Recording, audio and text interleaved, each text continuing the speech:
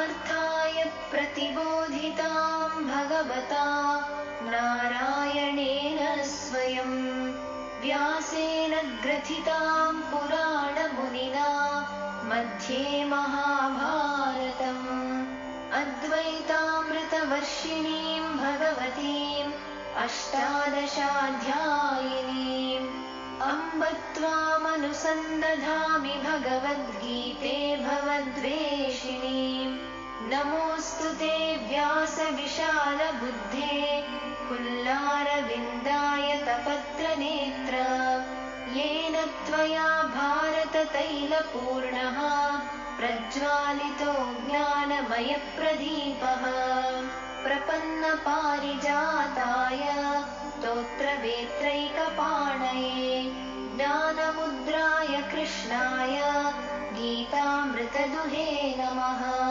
सर्वोपनिषदो गावो दोग्धा गोपालनन्दनः पार्थो वत्सः सुधीर्भोक्ता दुग्धं गीतामृतं महत् वसुदेवसुतं देवं कंसचाणूरमर्दनं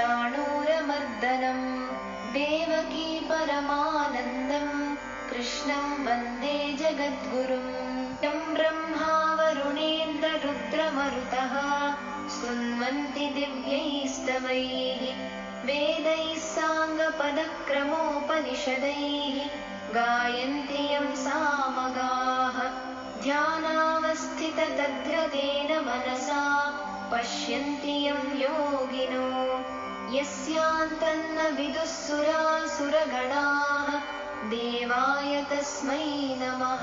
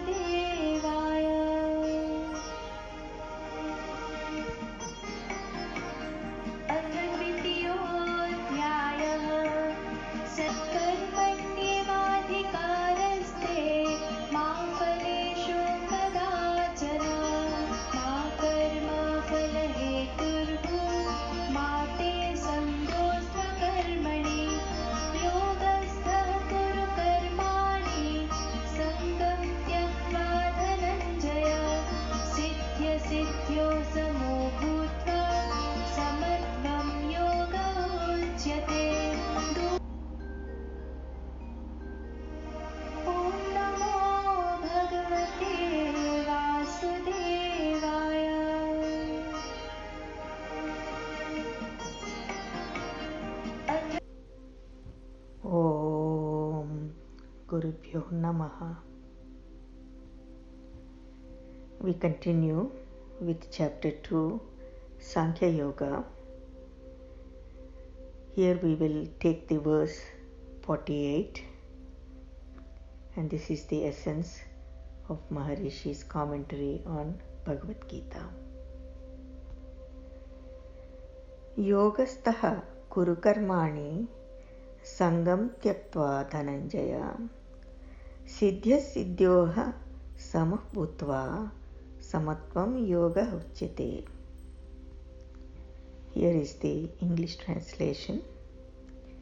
Established in yoga, O winner of wealth, perform actions, having abandoned attachment and having become balanced in success and failure.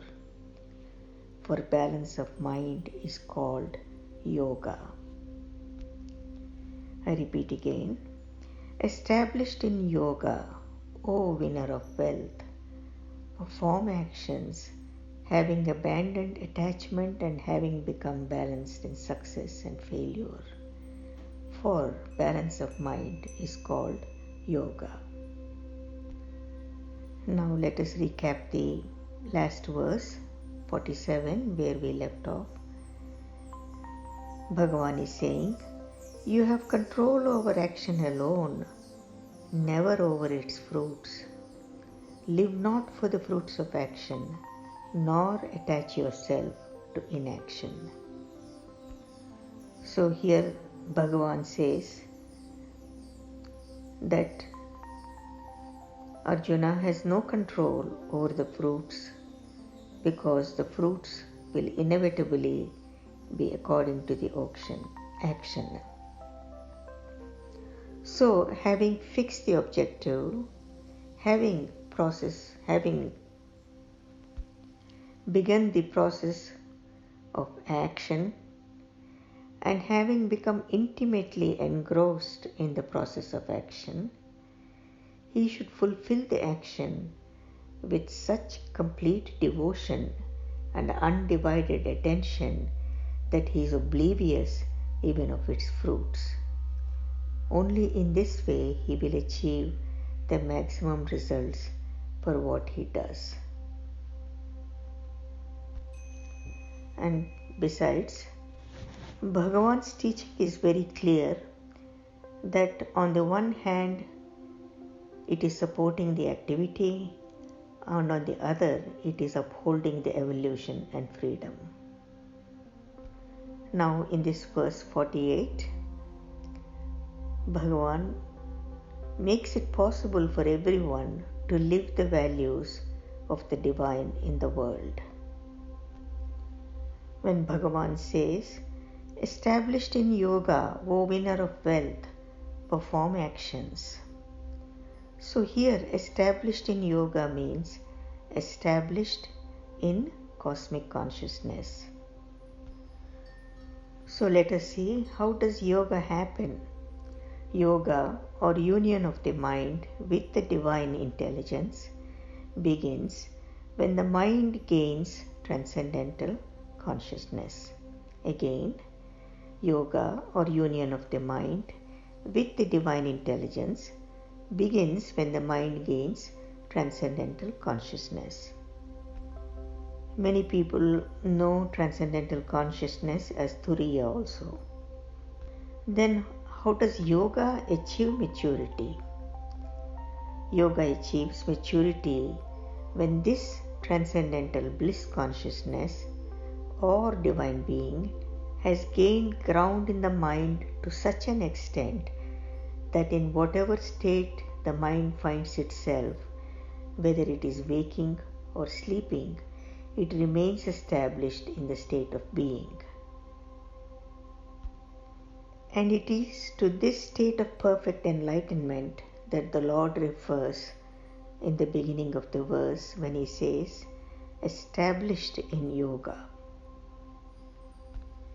He further defines yoga with reference to action as balance of mind, and this balanced state of mind is the result of the eternal contentment which comes with bliss consciousness. It cannot be gained by creating a mood of equanimity in loss and gain, as commentators have generally thought. Further, Bhagavan explains, yoga is the basis of an integrated life, a means of bringing into harmony the inner creative silence and the outer activity of life. It is a great way to act with precision and success. Established in this yoga, Arjuna will be established in the ultimate reality of life, which is the source of eternal wisdom, power, and creativity. For example, as a part of the training for a swimmer, for one who wishes to become a good swimmer, is the art of diving. When one is able to maintain oneself successfully in deep water, then swimming on the surface becomes easy. All action is the result of the play of the conscious mind. If the mind is strong, then action is also strong and successful. The conscious mind becomes powerful when the deeper levels of the ocean of mind are activated during the process of transcendental meditation. This then leads the attention from the surface of the conscious mind to the transcendental field of being. The process of diving within is the way to become established in yoga. So here again, all action is the result of a conscious mind, and the mind has to be strong so that one gains success, and the conscious mind becomes powerful when it is in contact with the deeper levels of the ocean of the mind. Just like the wave gaining its strength and power from the vast deep ocean. And then, most importantly, the process of diving within is the way to become established in yoga. Bhagavan further elaborates, Arjuna, having been through this process, should come out and act. Bhagavan gives him the mechanics of successful action. In order to shoot an arrow successfully, it is first necessary to draw it back on the bow, thus giving it great potential energy. When it is brought back to the fullest possible extent, then it possesses the greatest dynamic power. Unfortunately, the art of action which Lord Krishna expounded to Arjuna in this discourse seems to have disappeared from the practical life today. This is because for many centuries, owing to the lack of proper interpretation of these verses, it has been considered difficult to lead the mind to the self and become established in yoga. On the contrary, Bhagavan is saying, it is perfectly easy to lead the attention of the mind to the field of being. One has only to allow the mind to move spontaneously from the gross field of objective experience through the subtle fields of the thought process to the ultimate transcendental reality of existence. As the mind moves in this direction, it begins to experience increasing charm at every step until it reaches the state of transcendental bliss consciousness. Now, what is the reward of bringing the mind to this state? Bhagavan is saying, the reward of bringing the mind to this state is that the small individual mind grows to the status of the cosmic mind, rising above all its individual shortcomings and limitations. For example, it is like a small businessman becoming wealthy and reaching the status of a multimillionaire.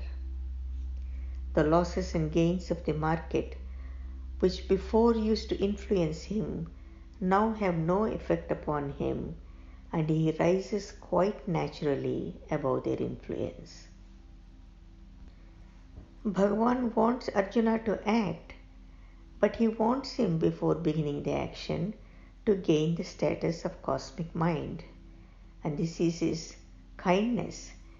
When a wealthy man wants his son to start a business, he does not usually wish him to begin in a small way, because he knows that in that way small losses and gains will influence his dear son and make him miserable or happy over trivialities. So what does he do? He gives him the status of a wealthy man and then asks him to start business from that level. Here, Bhagavan also, like a kind and able father, advises Arjuna to attain the state of cosmic intelligence and then to act from that high state of freedom in life. So here there are two things. One is attaining the state of cosmic intelligence, and then there is also the high state of freedom in life, and from that field to act. Bhagavan further says, a man cannot remain balanced in loss or gain unless he is in a state of lasting contentment. Here Bhagavan is asking Arjuna to get to that state of lasting contentment by a direct experience of transcendental eternal bliss. He is not advising a mere mood of equanimity. And the state of transcendental bliss in eternal being is so self-sufficient that in its structure it is absolute. It is fullness of life, perfection of existence, and therefore completely unattached to anything in the relative field, completely free from the influence of action. So when Bhagavan says having abandoned attachment, he means having gained this state of eternal being, which is wholly separated and detached from activity.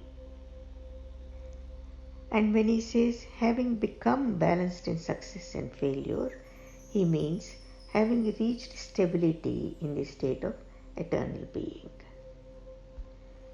The regular practice of transcendental meditation is the direct way of rising to the state of transcendental being and stabilizing it in the very nature of the mind.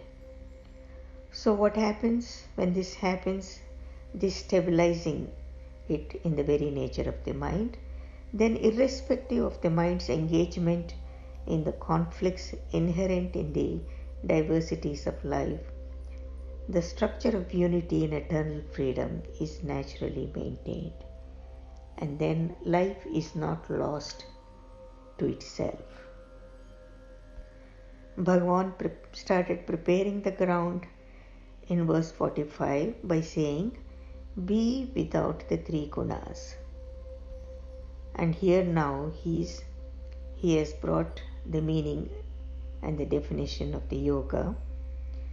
Yoga is that eternally balanced and never changing state of transcendental consciousness, which remaining transcendent while yet grounded in the very nature of the mind, sets the mind free to participate in an activity without becoming involved in it.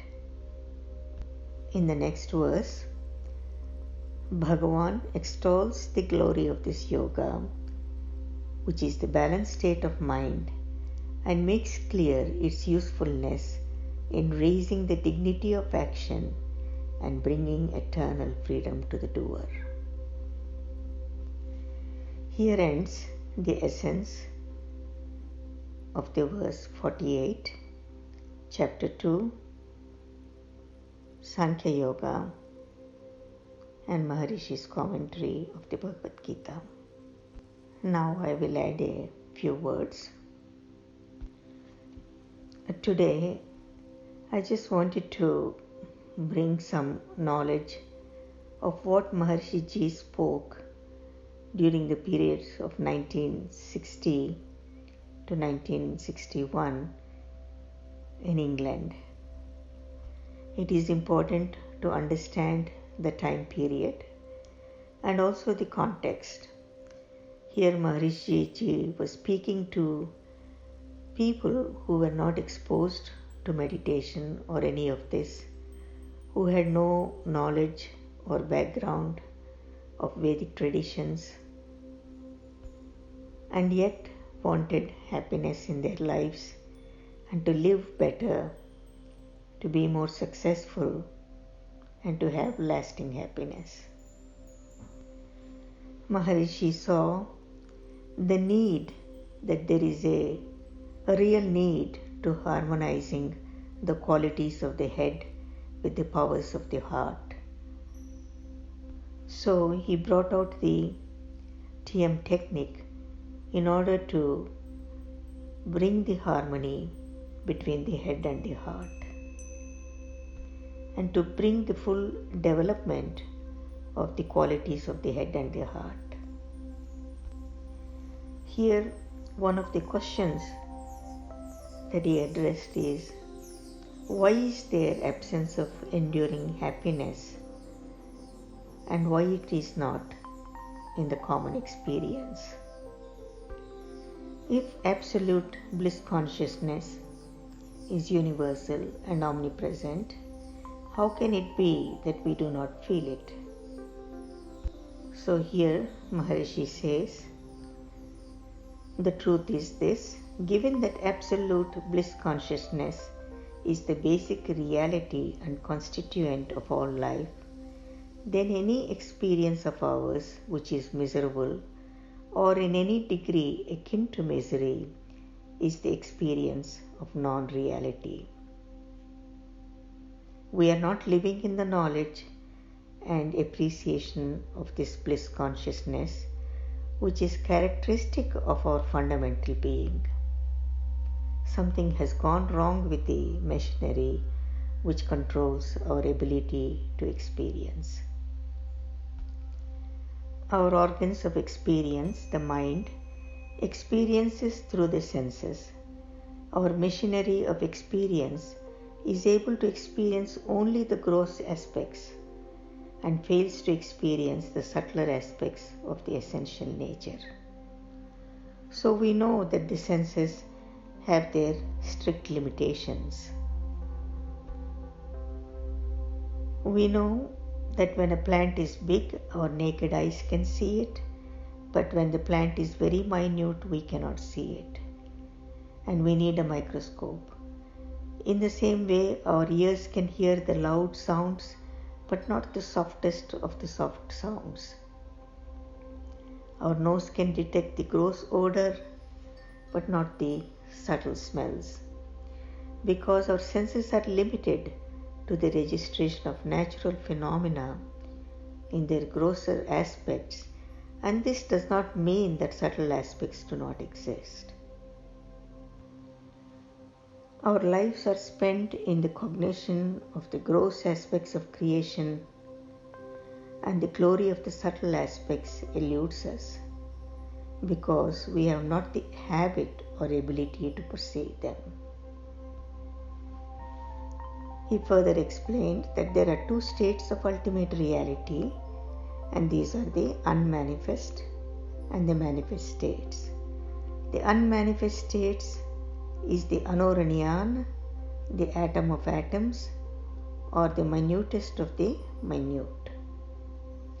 In the unmanifested state, the essential characteristic of it is absolute bliss consciousness. But what happens in the manifest state? The absolute bliss consciousness remains latent, while other properties appear as part of the manifestation. So it is important here to understand that the absolute bliss consciousness remains latent when one is experiencing or one is in the manifest state. For example, we know that water is fluid, but when water is transformed into ice, then the water's property of fluidity becomes latent. So water, which is in its essential nature is fluid and transparent, it is changed to ice, it is solid and cloudy.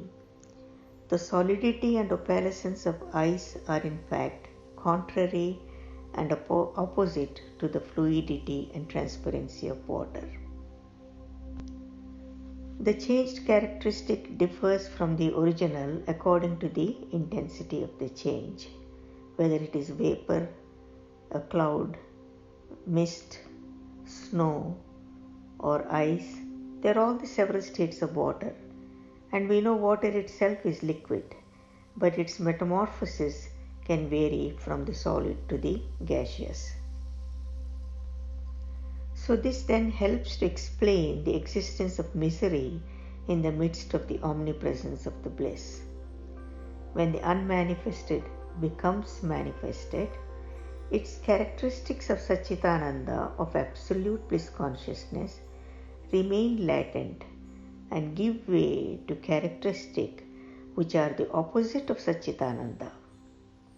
In this way, the never-changing absolute existence and absolute bliss characteristic of the unmanifested being becomes the ever-changing relative existence and relative joy of the manifested universe. There will always be aspirations in man for greater happiness, greater wisdom, and greater creativity, and these are legitimate and natural aspirations without which man would cease to be man. Maharishi further says, it is the inability to fulfill desires and not the desires in themselves that is the cause of man's misery and frustration. So here in Bhagavad Gita, Bhagavan gives the whole formula as to how to fulfill the desires, fulfill all the desires which are naturally aligned to Dharma. So there has to be a cure for this suffering, and in reality there is no reason for man to suffer. So it must be a matter of choice to be free from suffering. A man cannot escape from pain and suffering except by reaching the field of the Absolute, by finding the kingdom of heaven within, and by realizing its essential nature, and this is called self-realization. So it is important here to understand that the divine in us is not lost, and it does not have to be sought for or brought back from anywhere or from somewhere. It has been proclaimed by all religions, kingdom of heaven is within. The path to the kingdom of heaven, that which is the self, the subtlest aspect of man's own nature, is called the pathless path only because there is no distance between the experiencer and the self. Once a realization of the self has been attained, the incoming impressions do not go deep and displace the experiencer. They are kept to the surface of the mind where they belong. It is as if they are lines drawn upon the surface of the water, at one moment fully apparent and at the next completely invisible. Alternatively, the arrival of impressions in the realized mind can be compared with the reflections of a colored object in a crystal mirror. While they are there, they are reflected, but as soon as they are withdrawn, the crystal returns to its serene state of pure colorlessness.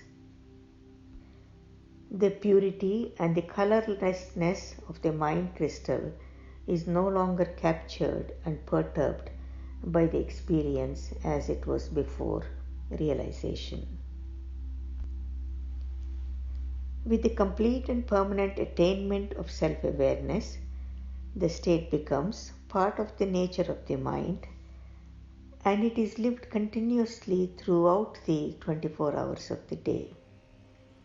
This does not stop the mind from appreciating the experiences of the objective world, but it prevents those experiences from having an unnecessary deep and enduring grasp of the mind.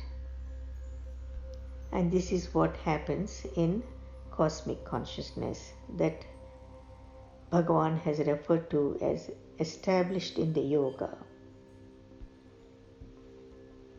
In this reality, there is a threefold relationship which is termed as the experience, the experiencer, and the mechanism of experiencing.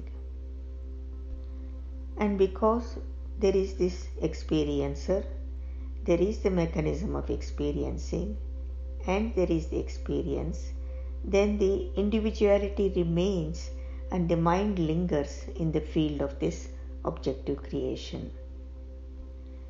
But in the yoga, in this union, when the experience and the experiencer become one, when the object merges into and is absorbed in the subject, then this threefold relationship gives way to the unity of pure being. Matter, which has dominated spirit, is now itself dominated by spirit. So again, once the individual mind has reached absolute bliss consciousness and has become one with the cosmic mind, then coming out of that state of unity, such a mind will find itself permeated by and endowed with the qualities of the cosmic mind. So at first, this state will not be perfect and it will not endure, but with the regular practice of TM, it will come to be lived more and more and for longer and longer periods. And ultimately, the state of the absolute bliss consciousness comes to be lived fully and completely in the midst of life. And when this has happened, the life of a man is brought to fruition. This state is then called cosmic consciousness, and this is where Bhagavan is saying, established in the yoga, and he who lives a divine life in both the manifested and unmanifested realms of creation simultaneously.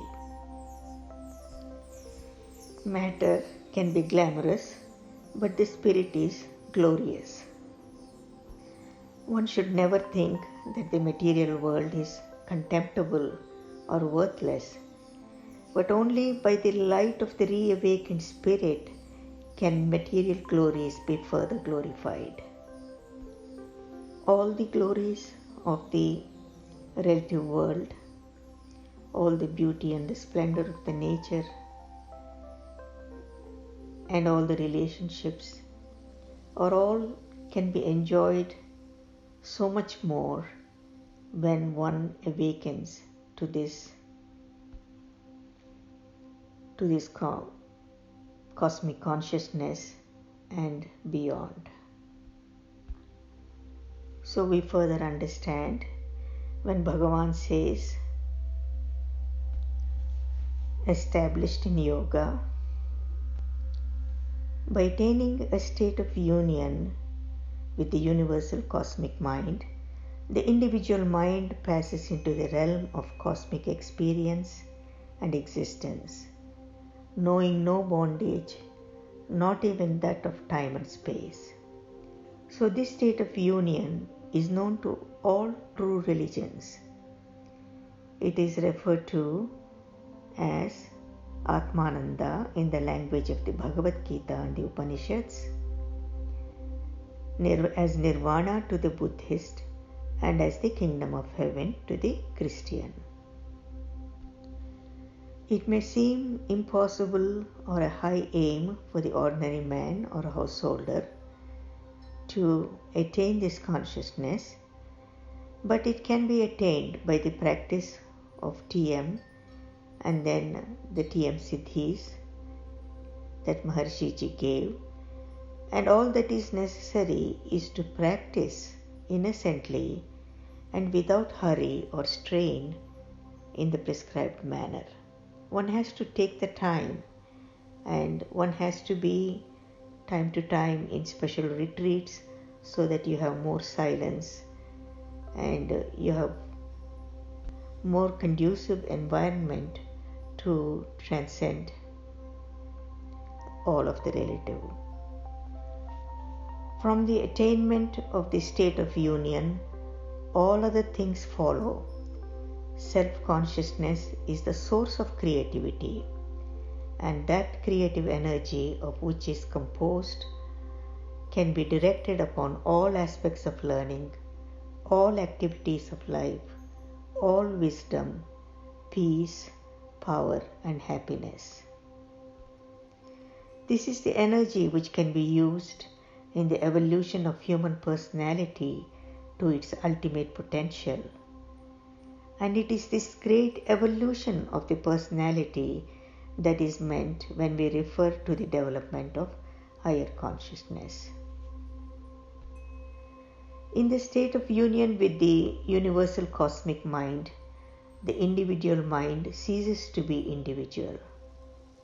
It ceases to be conscious in the sense of individual consciousness, only to become absolute consciousness, and it is divorced entirely from the relative order of things. Now this union, this yoga, and the attainment of the union is often described as the expansion of consciousness. But as we understand, consciousness never expands. The individual mind expands, and in expanding becomes pure consciousness. So the expansion of consciousness is really a contradiction in terms, because consciousness is already universal and absolute and cannot expand, but the abilities of the mind can expand. And the abilities of the mind can expand to the point where personal individuality is transformed into the greatest of all individualities, the oneness of cosmic reality. Further, in all religions and in all religious writings, great attention is paid to purity, to the purification of the life of the individual. By purification, what is really meant is the expansion of the mind. When the mind is confined by its own limitations to the perception of the gross aspects of the creation alone, then that mind will itself be gross or impure. But as its limitations are transcended and its ability to experience extended into finer and finer realms, then the mind itself will become less gross and becomes purified. So consequently, we understand then transcendence with the transcendental meditation is a process of unfolding the deeper layers of the mind, and it is also a process whereby there is the purification of the mind. And the characteristic of the mind which has acquired access to the field of absolute being is that it becomes increasingly bold, decisive, and pointed. For example, if you see in the sea or in water, when there is surface activity such as that caused by breezes or the throwing of a pebble into the water, then the waves produced have little power. They have no more than transient. There are no more than transient ripples upon the surface. But when the deeper levels of the sea are affected, wind-blown ripples can grow and grow into mighty waves, which have the power to sink ships and wash away the land. And so it is with the mind. The transcendence with the transcendental meditation is a technique which can reinforce the ripples of the surface activity until they become great waves of thought, of action. And it is by this we can say that the mind which has acquired the access to the field of the absolute being becomes increasingly bold, increasingly decisive, and increasingly one-pointed. And this is the success. This is the success to any action, to any given action, and especially for the seeker. This is the success for the outer world, for the world, and be living in the relative, and then also creating the success for the self-realization and being fully Jivan Mukta, the eternal freedom. So what is the biggest gain and the fulfillment of achieving this status is that we understand the outer life and the inner life, they are not separate. They are two aspects of the totality of our existence. For example, let us take the analogy of a house with a veranda and a living room. We should at will be able to move out into the veranda to enjoy the coolness of the objective existence, or into the living room to bask in the warmth of the spiritual experience. No one wants to live just in the veranda or to just live in the room all the time. One wants the experience of both the outside and the inside. And we all possess this house in which every amenity is provided, and yet many of us ignore the better half of it. So obviously, the ideal life would consist of enjoyment of both the coolness of the veranda and the warmth of the living room simultaneously. And this, however, is possible only by carrying the warmth of the living room with us when we step out into the veranda. If we try to stand halfway between the veranda and the living room, then we find we are caught up in the drought, and we shall be cold in the front and hot behind. And this is not the way. So similarly, in this spirituality for the seeker, the way is to go inwards fully, without restraint, to the very center. You go inwards fully. For example, when you go inwards fully without restraint to the very center of the sitting room, and there you warm yourself so thoroughly that the warmth lingers in your being. After that, with the warmth still in you, you go right out onto the veranda and concern yourself fully and without restraint in the sights and activities which the veranda has to offer.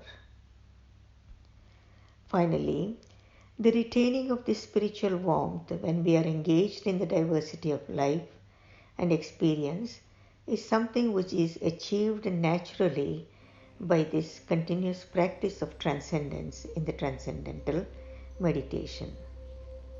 I thought it is important to bring this up now, when especially Bhagavan is saying, established in yoga, perform the action. It does not mean that you don't stop all activities and not act until you are established in yoga. Your practice should continue, but the goal is to be established in yoga, to be established in cosmic consciousness, and you continue, and that will happen, and then all of life will change. Many years ago, I met Maharshi Ji very briefly, and by that time I had many great experiences, and I also had the samadhi states. I would recall and say they were like Savikalpa Samadhi, where some part of the mind was still lingering. And when I asked Maharshi Ji, what should be the goal of my life? And Maharshi Ji immediately said, be enlightened. Just be enlightened. When you are enlightened, you can do a lot more, infinitely more, and you can help infinitely more people, because he knew that I already had a large practice. I was writing and speaking, and at the peak of my career when I met him. And then I took this to heart. I took it very much to heart, and I kept that one goal, be enlightened. That became my mantra, be enlightened. And after that, everything happened very rapidly. Just within a few months, I had the very big experience of the Nirvikalpa Samadhi, lasting for several hours, which changed everything and everything. But please do not entertain the idea that you have to have one such great experience to gain the cosmic consciousness. Even the glimpses of transcendental consciousness will continue bringing the change, will continue bringing the expansion in the mind.